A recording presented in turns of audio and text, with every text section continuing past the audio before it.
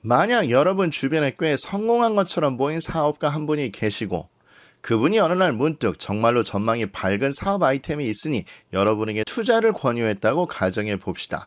물론 그분은 신뢰도가 매우 높아 보이는 데이터와 함께 무엇보다 엄청난 경제적 이득을 약속했을 것입니다. 안녕하세요. 까칠한 담임쌤입니다. 좋아요, 구독, 알림 설정은 채널을 유지하는 큰 원동력이 됩니다. 아울러 이번 동영상도 자녀와 부모님께서 같이 시청해 주시고 의견을 나눠 주시길 부탁드리겠습니다. 썸네일에서 확인하셨던 것처럼 이번 동영상은 22학년도 수시 지원 가이드라인에 대한 동영상입니다.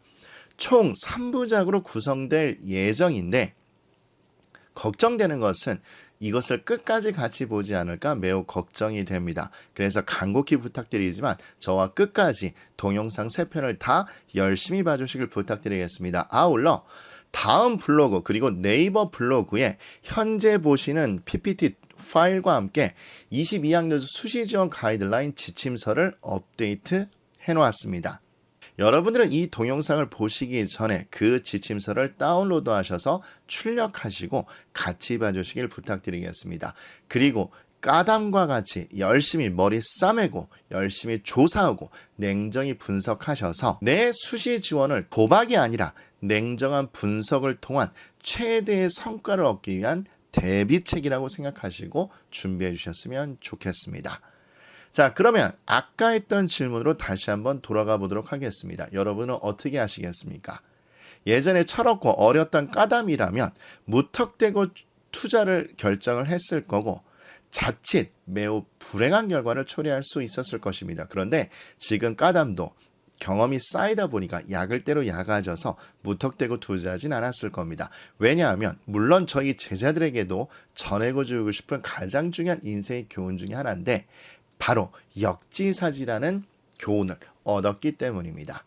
자, 그렇다면 우리 한번 입장을 바꿔서 생각해 보도록 하겠습니다. 제가 그 사업가라고 가정을 해볼게요.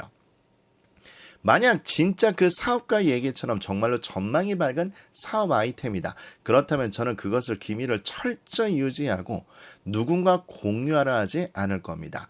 만약 자금이 부족하다면 은행 대출 또 위험할 수 있긴 하겠지만 다른 경로를 통해서 자금을 마련해서 그 경제적 이득을 독식하려 할 겁니다. 그런데 그거를 다른 사람에게 권유해서 내 지분을 깎아먹는다고요? 절대 그러지 않습니다. 이 교훈이 수시 지원에도 그대로 적용된다고 보시면 됩니다. 많은 유튜브 상에서 수시 지원 안내 관련 동영상이 많을 겁니다. 물론 저도 2부, 3부에서 정말로 준비를 꼼꼼하게 시킬 거고 그리고 그걸 어떻게 냉정히 분석하는지 실질적인 실무적인 이야기를 드리긴 할 텐데 이 역지사지의 마음을 갖고 우리가 수시 지원을 어떻게 해야 되느냐는 방향성을 잡는 게 무엇보다 중요할 겁니다.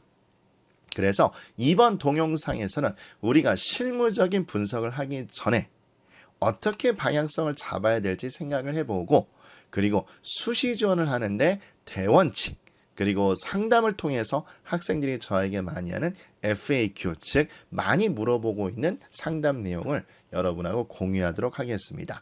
자, 그럼 우리 이 역지사지의 교훈을 우리가 이번 수시 지원에 한번 적용을 해보도록 하겠습니다. 자, 이제 저와 여러분들이 땡땡대학교 입학사정관이라고 가정해 봅시다. 자, 학생들은 6번의 기회가 있기 때문에 이곳저곳 원서를 넣어서 지금 책상 앞에 엄청나게 많은 양의 서류들이 쌓여져 있을 겁니다. 이것을 제한된 시간에 제한된 인원을 뽑아야 됩니다. 그래서 서류를 펼쳐봤더니 입학사정관인 우리는 멘붕에 빠질 겁니다. 왜냐고요? 아마 이 2가지 때문일 겁니다.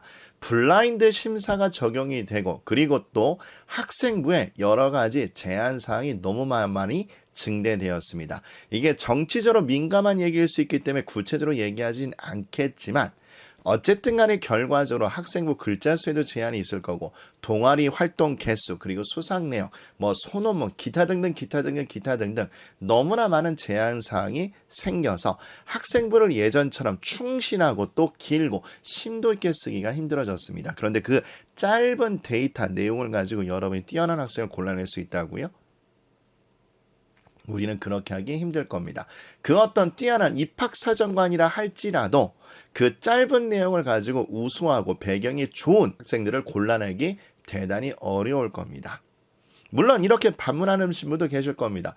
선생님, 블라인드 심사가 문제이긴 하는데 어떤 분들은 얘기하던데요. 과거 영재와 국제고 외고는 학생부를 통하면 드러나게 된다던데요. 물론 그 얘기도 맞습니다. 이건 이미 지난 동영상에서도 강조를 드렸을 거예요. 그러나 그렇다 치더라도 이제 상위권 대학은 무조건 그 고등학교 출신이라 할지라도 무조건 뽑는 시대는 이미 지나갔습니다. 예전에는 정말로 중경외시급 대학은 쉽게 들어갔었는데 이제는 그렇지 못한다는 걸 저희 학원 데이터를 통해서 매년 확인하고 있습니다. 그러면 입학사정관인 우리가 학생들을 제대로 뽑지 못하는데 그러면 어떻게 보완책을 마련을 해야 되겠죠? 그걸 어떻게 할 것 같습니까? 맞습니다. 제가 강조드리지만 이런 보완책을 내셨을 겁니다. 즉 수능 최저 기준과 내신 기준을 조금 빡세게 반영을 할 거고 그리고 이번 수시의 특징 중에 하나인 추천서 전형이 확대된다는 방법을 통해서 보완책을 마련했을 겁니다. 그럼 또 질문이 들어오시겠죠. 선생님, 왜 추천서 전형이 보완책이 될 수 있냐고 질문하는 친구들이 많을 겁니다. 자, 그럼 이번에 우리 또 역지사지로 교장 선생님이 됐다고 가정해 봅시다. 자, 여러분 학교에 다니는 고3 학생들 중에서 어떤 친구들에게 추천서를 써주시겠습니까? 물론 이런 이야기를 들으시면 아니라고 부정하는 분도 계시겠지만 이제 고3 또 재수생들은 이미 세상 물정이 눈을 떠가기 시작할 겁니다. 당연한 얘기겠지만 내신이 좋은 학생은 추천서를 받을 가능성이 크지만 그 외 학교의 여러 가지 면에서 특별히 어떤 면이라고 얘기하기는 힘들겠지만 여러 가지 면에서 뛰어나거나 배경이 훌륭한 학생들에게 추천서를 발급해 줄 가능성이 큽니다. 따라서 입학사정관들은 고등학교 학생들, 뛰어난 학생들을 골라내기 힘들어졌기 때문에 그러면 어떻게 할 것이냐? 그래, 고등학교에서 미리 선별해서 보내거라 라는 취지에서 추천서 전형이 확대됐다고 보시면 됩니다. 여러 가지 방법들이 다 존재하게 됩니다. 그렇다면 여러분들 아마도 수시 지원에 대한 까담의 의견을 대충은 짐작하실 것입니다. 자, 그러면 이번에 두 번째 역지사지. 자, 이번에 여러분들이 컨설팅 업체 원장님이 됐다고 가정해 봅시다. 자, 학생과 학부형이 왔어요. 그리고 학생부를 내밀었습니다. 그런데 아무리 분석해도 그냥 평균적입니다. 여러분이 컨설팅을 해줬다 할지라도 그 학생이 단타성 컨설팅 1회만으로 좋은 결과를 얻을 거라고 자신 있게 이야기하실 수 있을까요? 그렇지 않을 겁니다. 그 얘기는 마치 이런 얘기와 똑같을 겁니다. 헬스클럽에 PT를 갔는데 한 번 PT를 받고 배에 왜 왕자가 생겨지지 않느냐 라고 따지는 것과 비슷하다고 보시면 됩니다. 그래서 단타성 컨설팅으로 학생부를 꼼꼼하게 분석하기도 힘들고 그리고 그것을 많은 내용을 수정하거나 자소서로 엎을 수가 없기 때문에 사실은 힘들어지게 되는 경우가 대단히 많아질 겁니다. 거기에 더해서 결국 컨설팅 업체라는 것은 이익을 추구하는 업체입니다. 즉 나는 컨설팅 학원 또는 업체를 운영을 해야 되기 때문에 경제적 이득을 추구해야 되는데 그렇다면 단기간에 많은 학생들을 상담해야 될 겁니다. 그것도 물론 제한된 시간이에요. 보통 9월달 전이 되겠죠. 또 9월달 근접해서 상담하는 경우도 많을 겁니다. 물론 그럴 때일수록 단가가 세지게 되겠죠. 유명하신 분이라면. 그런데 반면에 다른 방법으로도 경제적 이득을 추구하는 경우도 있습니다. 어떻게? 컨설턴트 분을 진짜로 전문가를 양성한다기보다는 무슨 대학 수시에 합격한 대학생들을 알바로 써서 분석을 하거나 자소서를 첨삭하게 하거나 아니면 경험이 적은 컨설턴트를 고용해서 상담을 하게 하거나 이렇게 될 겁니다. 그렇다면 결과적으로 짧은 준비기간과 상담 시간을 통해서 상담을 하게 될 건데 그 컨설팅 업체 원장님은 자신 있게 나하고 컨설팅하면 당신 자녀는 뛰어난 대학에 합격할 거라고 이야기할 수 있을까요? 그렇지는 않을 겁니다. 자, 그러면 여기서 우리가 소환시켜야 되는 인물이 하나 있을 겁니다. 얼마 전에 꽤 유명한 사람이었죠. 어머님, 전적으로 저를 믿으셔야 됩니다. 라고 스카이캐슬에 나왔던 이분이 기억나실 겁니다. 만약 이런 분처럼 지속적인 컨설팅, 물론 제가 괄호치고 써놨습니다만 고액을 지불하시고 하셨다. 그렇다면 솔직히 까놓고 말씀드려서 학생부에 지원해도 괜찮다고 생각합니다. 어차피 이분이 그 모든 제약사항을 뚫고서 철저하게 준비를 시켰을 겁니다. 그런데 그게 아니라 그냥 단탄성 컨설팅으로 제가 그 학생을 대학을 잘 보낼 수 있다고 자신 있게 이해할 수 있을까요? 절대 그렇지 않을 겁니다. 자, 그렇다면 아까도 얘기 드렸던 것처럼 까다음에 수시에 대한 의견을 여러분이 대충 짐작을 하실 겁니다. 즉 무턱대고 수시 지원을 복권, 로또, 도박이라고 생각하지 마시고, 그리고 또 부탁드리지만 나의 운명을 제발 다른 사람 손에 맡겨서 도박하지 마시고, 까담이 지금부터 알려드린 내용 그리고 수시 지원 가이드라인을 참조로 하셔서 냉정하게 분석하고 조사하고 대비하셔서 수시 지원 대학을 결정해 주시길 부탁드리겠습니다. 다시 한번 이야기 드리지만 실질적인 기술적인 내용이 중요하긴 합니다만, 근데 그거보다는 지금 보시는 것처럼 방향성을 잡고 전체적인 대세를 파악하고 수시 지원을 하시는 게 좋을 겁니다. 자, 그렇다면 수시 지원 가이드라인 지침서를 다운로드 받고 출력하셨을 테니까 저와 같이 6페이지부터 같이 살펴보도록 하겠습니다. PPT를 이쁘게 예전에도 이쁘다고 얘기는 좀 그렇긴 합니다만 어쨌든 헷갈리지 않도록 문서 자체를 그냥 이미지로 따와서 설명을 드리도록 하겠습니다. 6페이지입니다. 자, 그럼 제가 아까도 말씀드렸던 것처럼 방향성을 잡자고 이야기 드렸을 텐데, 그러면 우리 최고의 성과를 올리는 수시 지원 대원칙이 무엇인지를 살펴보도록 하겠습니다. 자, 일단 이게 너무 중요할 겁니다. 제가 말씀드렸지만 제 채널 명칭에도 나오는 것처럼 저도 여러분에게 장밋빛 청사진만을 그려주지 않습니다.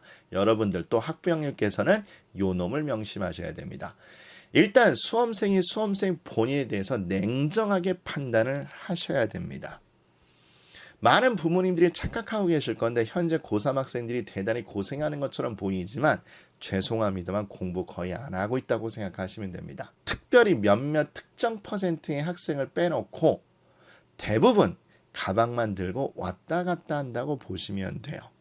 따라서 수시 지원대에 뭐뭐 하더라 제발 부탁인데 그런 설레발로 듣는 얘기에 현혹되지 마시고 냉정히 본인을 분석해야 됩니다. 즉 내가 지금보다 열심히 공부해서 수능 성적을 올릴 자신감이 있는지 아니면 자신감이 없는지, 그래서 나는 수능 성적을 올릴 자신감이 없기 때문에 무조건 대학교 합격 위주로 수시 전략을 할 건지 아니면 정시 지원까지 포함해서 전략을 짜야 될지 결정하는 게 첫 번째 1순위입니다. 그런데 죄송한 얘기는 부모님이 결정하기 힘듭니다. 이건 고3, 재수생, 수험생 여러분들께서 양심과 가슴에 손을 얹고 판단하셔야 될 거예요. 물론 지금 이 동영상을 볼 때 어쩔 수 없이 인터넷을 보고 계시겠죠. 여러분 오늘 낮에 또 밤에 공부하셨을 때 오로지 공부에만 집중했는지 묻고 싶습니다. 뜨끔한 친구들이 대단히 많을 거예요. 선생님 저는 양심에 손을 얹고 진짜 공부 열심히 했기 때문에 수능 성적을 올릴 자신감이 있습니다. 이런 친구들은 무조건 정시까지 다 포함해서 전략을 짜야 됩니다. 근데 선생님 제가 보니까 재수생도 겁이 나고요. 학교 분위기도 변변치 않고요. 저도 공부 잘 안 할 것 같아요. 그러면 무조건 합격 위주로 전략을 짜셔야 될 겁니다. 이렇게 첫 번째 방향성을 결정하셔야 돼요. 그리고 두 번째, 제발 부탁인데 특정 입시제도에 올인하지 않으셨으면 좋겠습니다. 어떤 학생들은 논술이 너무 두려워요. 선생님 저 학생부밖에 안 했어요. 이렇게 돼서 막연한 기대를 갖고 도전하시는데 위험하게 됩니다. 여기 써놨죠. 여러분들이 성과가 터질 수가 있기 때문에 상향과 하향 지원 대학의 비율을 적절히 조절하시는 게 중요하시고, 그리고 제가 지난 6월 평가원 모의고사 점수 분석 때도 말씀드렸지만 그 데이터를 바탕으로 정시 지원 가능 대학을 조사를 해보시고 그거보다 높은 대학을 지원을 하고 또 물론 그만큼 안전지원 대학도 마련을 하셔야 되겠죠. 그래서 최상의 성과를 추구하도록 전략을 짜시는 게 필요합니다. 근데 제발 부탁인데 무조건 하나에 올인하지 마세요. 대부분 고3 학생들하고 상담해본 많은 학생들이 선생님 저 못해도 중경외시 건동홍수는 가지 않을까 이런 웃긴 생각을 갖고 있습니다. 말씀드렸죠. 여러분이 그냥 듣기 좋은 말만 하지 않습니다. 그래서 요 놈을 기억을 해주셔야 될 거예요. 따라서 요놈과 일맥상통하는 내용이 이걸 겁니다. 영화 대사에서 따온 말이긴 한데 최상과 최악의 결과를 모두 대비하시는 전략을 구사하셔야 됩니다. 그러기 위해서는 일단 전형 일정 그리고 반영되는 전형 요소 이런 것들을 확인하셔야 되는데 먼저 전형 일정부터 확인하신다면 뭐 이거는 엔간한 학부형이나 학생들은 알고 계실 겁니다. 수능 이전과 이후에 시행되는 것을 확인을 하셔야 될 겁니다. 여러분이 성적이 터질 수도 있으니까 가능하면 안전지원 대학은 면접이 됐든 논술이 됐든 수능 이후에 시행하는 대학을 지원하는 게 좋을 겁니다.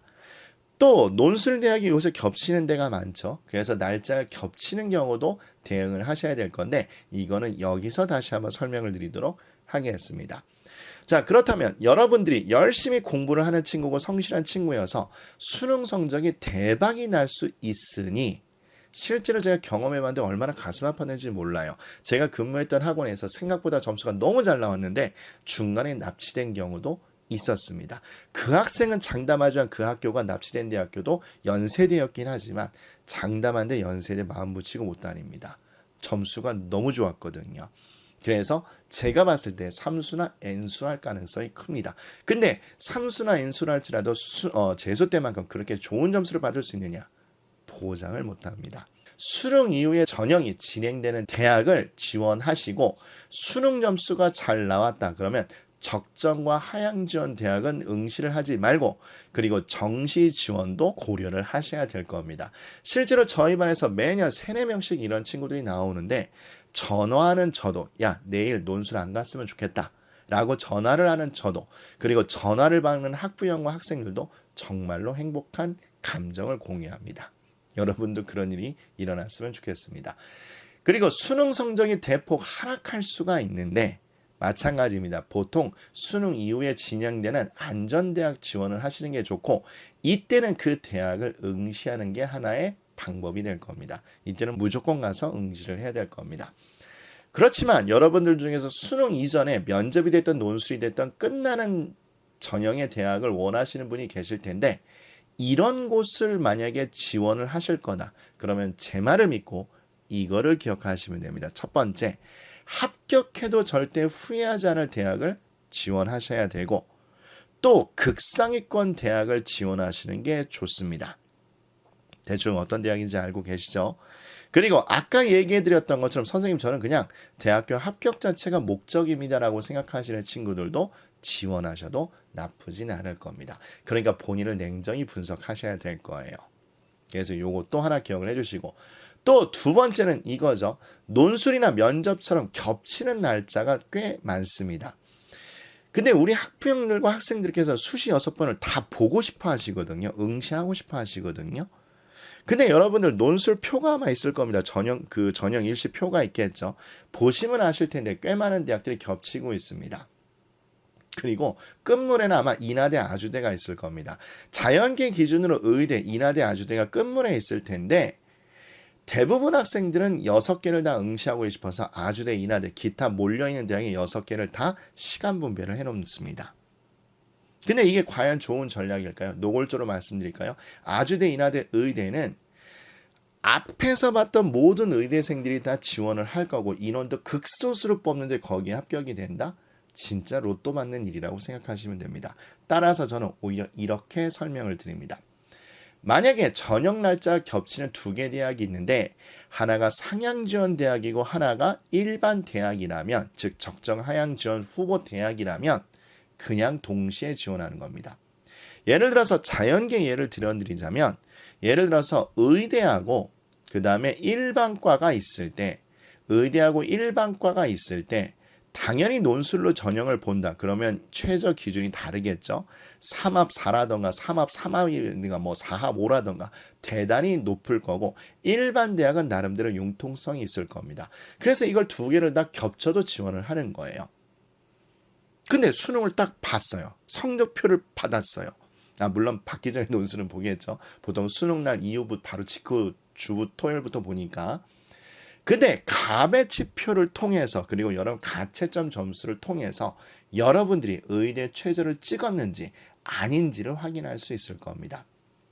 따라서 수능 성적표를 받고 기타 요소를 확인해서 내가 의대 최저를 찍었어? 그러면 여기 가서 응시하면 되는 거고, 의대 최저가 안 됐네. 그러면 안타깝지만 일반 대학 일반과를 가서 응시하면 되는 겁니다.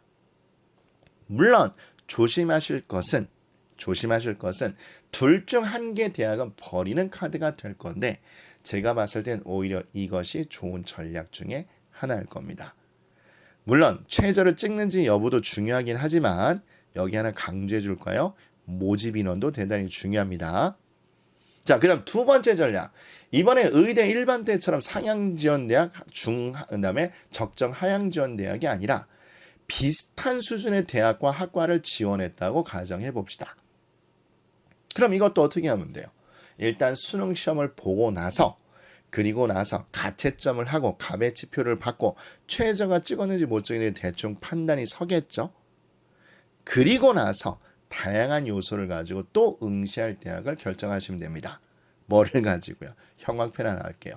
모집 인원과 경쟁률을 가지고.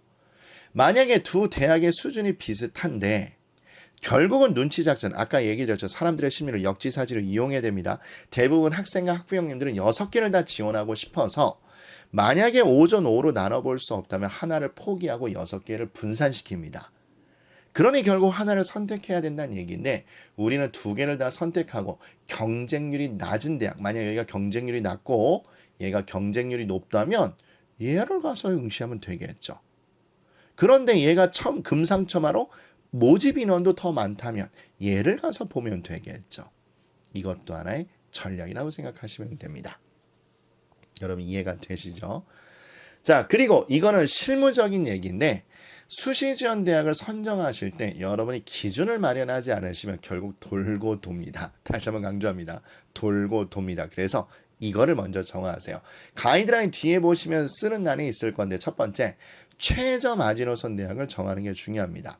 나는 합격하면 단일 용의가 있는 대학, 뭐 예를 들면 중경외시 또는 뭐 자연계를 응시하는 학생이라면 인하대, 아주대, 공과대학 정도, 또 광운대 공과대학 정도, 나는 서울과기대 이 정도, 이렇게 최저 마지노선을 정하셔야 됩니다. 뭐 지방에 사시는 친구들은 지방 거점대학, 국립대학 이 정도까지는 지원하겠다. 이렇게 마지노선을 정해야지 이게 시간 낭비를 하지 않습니다. 그리고 희망사항도 일단은 후보군에 넣는 것도 좋습니다. 점수와 상관없이 본인이 원하는 대학 학과를 후보로 뽑습니다. 이때 점수와 상관없다는 얘기는 6월, 9월 평가원 점수와 상관없이 얘기하는 겁니다. 그리고 다양한 기준을 고려를 하셔야 됩니다. 후보군 대학을 뽑고 나서 모집 인원, 대학교 명성, 본인 적성, 직업 전망, 합격 가능성, 또 지역적 특색, 그리고 종교의 유무 이런 것도 다 고려를 하셔야 될 겁니다. 그렇지만 여기에 형광펜 하나 해주도록 할게요. 제발 부탁입니다. 6월, 9월 평가원 데이터를 단순하게 적용하지 않았으면 좋겠습니다. 다시 한번 6월, 9월 평가원 데이터를 단순하게 적용하지 않았으면 좋겠습니다. 여기다 형광펜 하나 하도록 할게요. 정말로 중요한 얘기입니다. 왜 그러냐면 일단 재수생, 반수생들이 모두 다 응시를 한 게 아니고, 제가 지난번에도 얘기 드렸죠. 반수생들은 중간고사 끝나고 응시하는 경우가 많기 때문에 그 점도 고려를 하셔야 될 거고, 그래서 6월 데이터 믿을 게 못 됩니다. 그럼 9월 달은요, 선생님 다시 한번 강조드립니다. 재수생은 점수가 언제 터지냐면 9월 평가원 이후에 터집니다. 따라서 9월 데이터도 믿으면 안 돼요. 그래서 대부분 고등학교 3학년 학생들이 방심하는 가장 큰 이유가 9월 평가원 점수도 그렇게 밀리지 않는 느낌이거든요. 왜냐하면 재수생도 그때 해말 기간이니까. 그리고 재수생은 9월달 이후에 점수가 터지니까. 그래서 방심하다 수능 안 하고 PC방 핸드폰 하다가 망하는 경우가 대부분입니다. 부모님들은 지금 고개 끄덕이면서 옆에 있는 자녀를 보거나 아니면 지금 딴 데 가 있는 자녀를 생각하면서 걱정하고 계실 거예요. 제가 아주 핵심을 찔렀죠, 여러분들. 어쨌든 이렇게 생각하셔서 대원칙을 잡으시면 됩니다. 자, 그럼 이 대원칙과 관해서 저한테 많이 하는 질문을 살펴보도록 하겠습니다. 자, 첫 번째 이겁니다. 선생님, 저 수시 준비 안 했고 논술도 어렵고 학생부도 엉망인데 정시만 응시하면 안 되나요? 만약 여러분이 저희 반 학생 제자였다면 정말로 제가 심하게 꾸중을 했을 겁니다. 다시 한번 강조드립니다. 수시 준비를 하지 않더라도 수시는 무조건 지원해야 됩니다. 즉 수시와 수능 난이도는 예측하기 불가능합니다. 저는 입시와 관해서 제일 불쌍하신 분이 평가위원장님이라고 봐요. 그분은 맨날 수능시험 끝나고서 예측값이 벗어났다고 사과 말씀을 올리시잖아요. 근데 그걸 예측하는 것 자체가 불가능합니다. 그리고 고3 학생들, 재수생들은 제발 건방지게 수능은 이렇게 나올 거야 라고 예측을 안 하셨으면 좋겠습니다. 따라서 예측을 하지 말고 행운이라는 게 어떻게든 작용할 수가 있습니다. 저희 반에서도 꽤 많은 학생들을 경험했어요. 저희 학원에서 논술 모의고사를 보는데 그 학생들의 모의고사 점수를 모르겠어요? 아닙니다. 엄청나게 논술 모의고사 낮았던 학생도 논술에서 합격한 경우가 있었고 학생부도 비실비실했어도 수능이 어려웠는데 운 좋게 최저를 찍어서 합격하는 사례도 있었습니다. 근데 이걸 어떻게 예측해요? 건방지게 예측하는 게 아닙니다. 따라서 제가 여러분에게 제공해드린 수시지원 가이드라인을 반드시 참조를 해주셔서 열심히 조사하고 확률이 높은 대학을 선정해서 무조건 지원해야 됩니다. 학생부 내신 나빠요. 그럼 제가 잔소리 드리지만 무조건 논술이라도 하세요. 선생님 논술 준비 안 했는데요. 그건 그 뒤에서 설명드리도록 하겠습니다. 자, 그리고 또 이거죠. 선생님 수능에서 재수생 이길 자신이 없는데 수시반 준비하면 안 되나요? 이 학생도 무조건 재수합니다. 고3이 왜 수능에서 지느냐? 수시 원서 넣어놓고 나면 막연하게 긍정적으로 기대하거든요. 나 못해도 건너공수 갈 것 같은데? 이런 웃기지도 않는 상상을 하게 됩니다. 그래서 수능 준비를 소홀하게 한 경우가 대단히 많아요. 그래서 제가 잔소리 드립니다만 수시 준비는 일정 기간 집중적으로 빡세게 준비를 하고 완료한 다음에 대학교도 선정했으면 눈치 작전 같은 거 보지 말고 바로 지원 다 끝내버리고 수능 준비에 올인하세요. 수능 준비에 올인하세요. 그리고 2학기 내신 제발 집중해서 보세요. 벼락치기를 할지라도. 솔직히 까놓고 얘기해서 3학년 2학기 내신 쉽지 않아요? 근데 그것도 안 하고 수능 준비도 어설프게 내신도 어설프게 그리고 PC방 핸드폰 갖고 놀고 있다고요? 말이 안 돼요. 수능 준비를 빡세게 하시면 됩니다. 그리고 또 잔소리 듭니다. 건방지게 수능 최저 기준 충족을 난 이렇게 할 거야. 이렇게 계획 짜지 마십시오. 약한 과목 3등급 뭐 예를 들면 이런 거죠. 제가 재수하는 학생들하고 상대해보면 대부분 고3 때 이렇게 전략 짜습니다. 선생님 이제 국어가 약해서 3등급 목표로 하고요. 수학은 어느 정도 하니까 1등급 하고 그 다음에 영어 정도 뭐 2등급 맞으면 최저 되니까 저는 학생부로 되면 될 줄 알았어요. 라고 해서 대부분 재수합니다. 이렇게 하지 마세요. 다시 한번 강조드립니다. 그래서 수능은 예측하기 힘든 거니까 다시 한번 말씀드립니다. 수능 날도 건방지게 예측하지 마시고 최선을 다해서 수능 공부를 하셔야 될 겁니다. 이렇게 대원칙을 가지고 저하고 실무적인 얘기를 같이 해주시면 될 것 같습니다. 자, 다음 시간에는 학생부를 지원한 학생 또